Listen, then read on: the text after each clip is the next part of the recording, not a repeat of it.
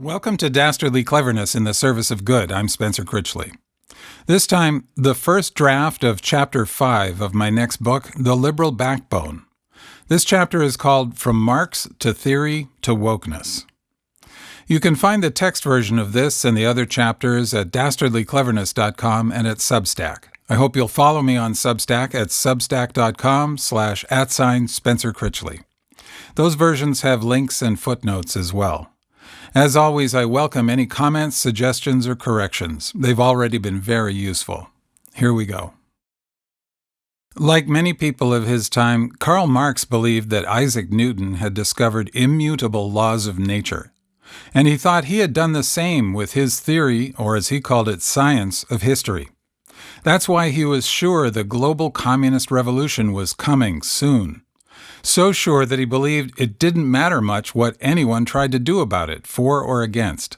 Communism was the goal of history, when humanity would awaken from its illusions and achieve full consciousness. He declared, "Communism is the riddle of history solved, and it knows itself to be this solution." But early Marxists found themselves in a position similar to that of the early Christians. They expected the kingdom of heaven any day now, yet that day didn't come. Decades after Marx died, there had been a revolution in Russia, but it had been far more complicated than the proletarian uprising Marx predicted. And it happened in the wrong country. Proletarians were industrial workers, and Russia had very few. The uprising should have begun in an industrialized nation like England or Germany. Capitalism should have caused its own destruction after making workers ever more miserable. Instead, it had adapted to reforms demanded by protesters, trade unions, and governments. Wages and working conditions had improved.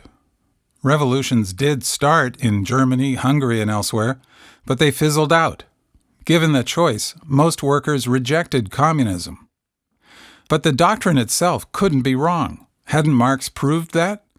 Confidence in Marxist thought was so high that the Third International Organization of Communist Parties declared it to be a science of nature and history. That certainty was behind the use of re-education in the new Soviet Union. If you disagreed with the doctrine, you were simply wrong. It was early Marxist-Leninists who coined the term politically correct. So Marx couldn't have been wrong. There must be some other explanation. Marxist philosophers got to work on one.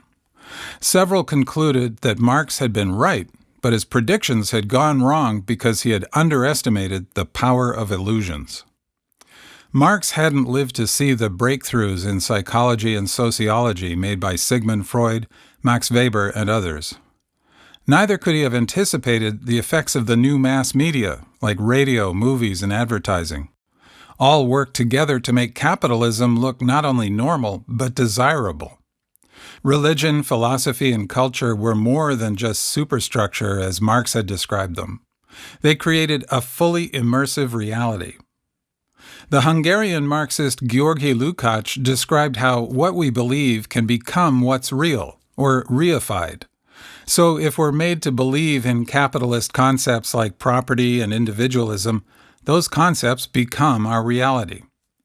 The Italian Antonio Gramsci analyzed what he called cultural hegemony. The bourgeoisie didn't need to rule by force. They could do it by controlling culture. All those pop songs, radio dramas, movies, and ads showed us a world of money, consumption, glamour, and entertainment, so we lived in that world. In Frankfurt, a group now known as the Frankfurt School went further. As much as Marx criticized liberals, he shared their commitment to enlightenment reason. But the Frankfurt School concluded that even reason could be a vehicle of oppression. Enlightenment philosophers like John Locke and Immanuel Kant had seen reason as liberating. By relying on reason instead of dogma, people would be able to think for themselves and rule themselves. But the Frankfurt School argued that Enlightenment reason didn't liberate our minds, it confined them. It trained us to think only in terms of scientific order, efficiency, productivity, and mastery. And thinking that way didn't serve us, it served capitalism, or worse. According to the Frankfurt School's Max Horkheimer and Theodor Adorno, Enlightenment reason had prepared the way for the mechanized horrors of Nazism. Their essay, The Concept of Enlightenment, opens with this. Enlightenment, understood in the widest sense as the advance of thought, has always aimed at liberating human beings from fear and installing them as masters. Yet the wholly enlightened earth is radiant with triumphant calamity. The Frankfurt School philosophers believed that in order to truly liberate people, you had to liberate their minds. That was the purpose of what they called critical theory, a precursor of what's now just known as theory. And here we come to another source of confusion for liberals. Remember how we talked about the word woke having more than one meaning? Well, so do the words critical and theory. Liberals usually think of those words the same way Enlightenment scientists and philosophers did, as expressing the search for objective truth. To think critically is to follow objective evidence and logic wherever they lead, independent of any biases or beliefs. Similarly, a theory is supposed to be based on objective evidence and logic. This is not what the Frankfurt School meant by critical theory. Far from it. Their kind of critical theory attacks the very idea of objectivity. Remember, Marx believed that in our natural state, we live communally, in harmony with nature and with our fellow human beings. Yes, it appears now that we must struggle to master nature and we must compete with each other. But that's because we've been alienated from our natural state. Even the belief that we're subjects separate from objects can be a symptom of our alienation from the rest of the world, according to the critical theorists and those who came after. Supposedly objective truths only appear to exist if we separate them from our subjective experience. And that, according to critical theory, is how you end up with capitalism, the most extreme alienation of all. To live in a capitalist society is to be alienated from subjective reality, which includes everything that makes life worth living, like love, creativity, and community.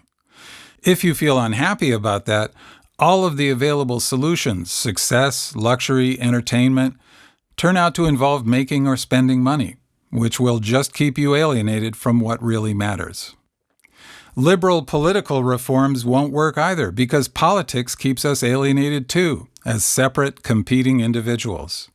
The only true liberation is through revolution, according to Marx, or through critical theory, according to the Frankfurt School. Critical theory can be thought of as an ongoing revolution of the mind. The point is to constantly reassert your humanity by challenging or critiquing everything you see or hear. You do that by starting from the assumption that it's all an illusion that serves the interests of power. A theory that doesn't do that only serves to maintain the illusion, and therefore oppression. Since critical theory was formulated by the Frankfurt School, it has taken many forms. As I mentioned in Chapter 3, there are critical theories of race, culture, language, gender, colonialism, and potentially any other topic. Critical theory has also absorbed many new influences since the Frankfurt School got together in the 1920s. For our purposes, I'm only going to look at one of the most significant ones, postmodern philosophy, in particular as found in the work of Michel Foucault. Foucault, who died in 1984, was influenced by Marx but went well beyond him. He once said, "Marxism exists in 19th century thought like a fish in water. That is, it is unable to breathe anywhere else." Foucault argued that power doesn't originate only in private property or a class hierarchy or any particular source. It operates everywhere and in everything any of us does, says, or thinks.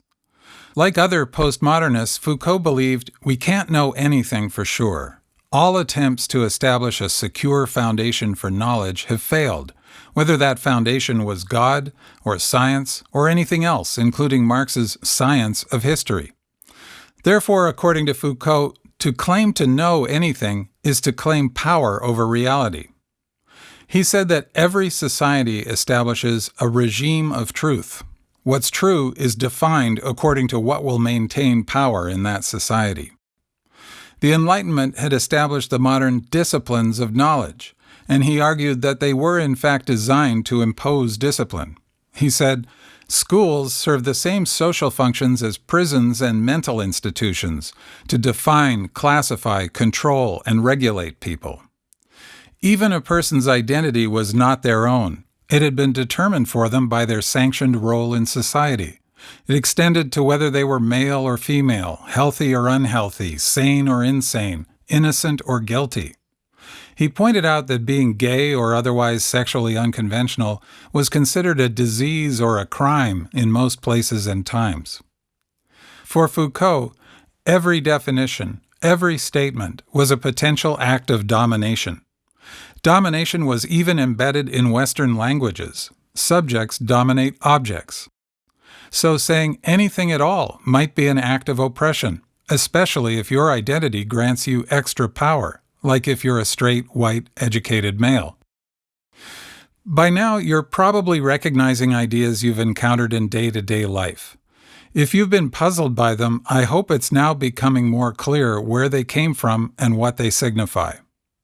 If I wanted to demand more of your time, way more of your time, we could explore many other sources, including philosophers, historians, cultural critics, psychologists, linguists, educators, and more. But I'll close this quick tour with some examples of how the influence of all those sources shows up today among the woke left. First, what's become known as cancel culture. For liberals, the right to free speech is one of the most important of all. It's essential to individual freedom, and it's essential to progress, which happens faster if we don't freeze out potentially useful new ideas. But the woke left sees some free speech as potentially dangerous or even violent. Remember, if the only thing that's real is what we say is real, everything we say can be an act of domination. Lived experience. Liberals tend to assume that in scientific research, courts of law, politics, and other domains where we must work together, we can use objective standards of evidence to come to an agreement. But you may hear people insisting that their lived experience contradicts whatever this supposedly objective evidence dictates. This is another term that can sound like something a liberal would readily endorse. Why would anyone who cares about people deny the importance of their lived experience? But the phrase often carries an ideological payload with anti-liberal implications, as in someone claiming lived experience as a reason for rejecting evidence. Gender identity. Most liberals have long since accepted that there are more than two gender identities, and they believe people of all identities should have equal rights.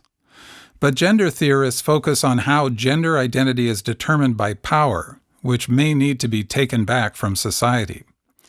Judith Butler goes so far as to say that gender is entirely a social construction, independent of biology. People who agree with this view are likely to argue for maximum freedom for anyone who wants to change genders, and to believe there should be few or no gender-based restrictions in sports or anywhere else.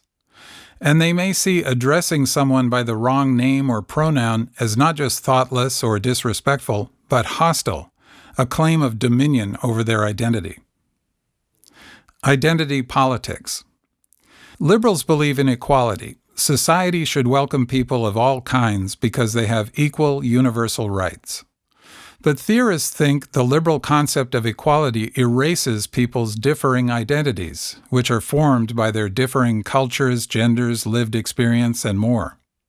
They see the concept of universal rights as typical of the structural oppressiveness of the Western worldview. The European colonizers imposed their universal concepts on the peoples they colonized. Those people lost not only their land, but their cultures and identities, as they were expected now to live and think like Europeans. Latinx. If language can create reality, that means a gendered language can create a reality in which one gender is dominant. This is why some people stopped saying Latino and switched to the gender-neutral Latinx, although that word hasn't been widely adopted by Latinos. Defund the police. Some people who use this slogan mean they want to reduce funding for police and invest more in addressing the social factors like poverty that make crime much more likely.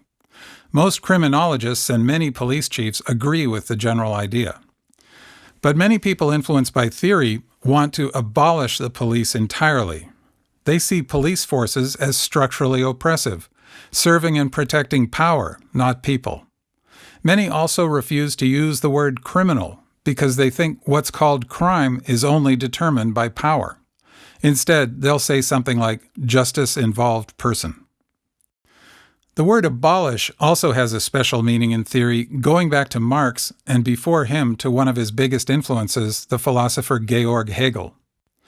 Liberals believe in progress through reform, but Marx thought reform just propped up the old order. He believed progress required abolishing the old order. He and Hegel called it a dialectical process. They meant that it always involved a clash of two opposites, which abolished the old order and produced a new one.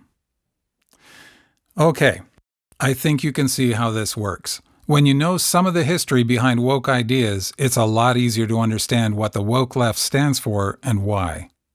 Next, we'll move on to what liberals stand for and why it's different. Thanks for listening. I'll be back soon.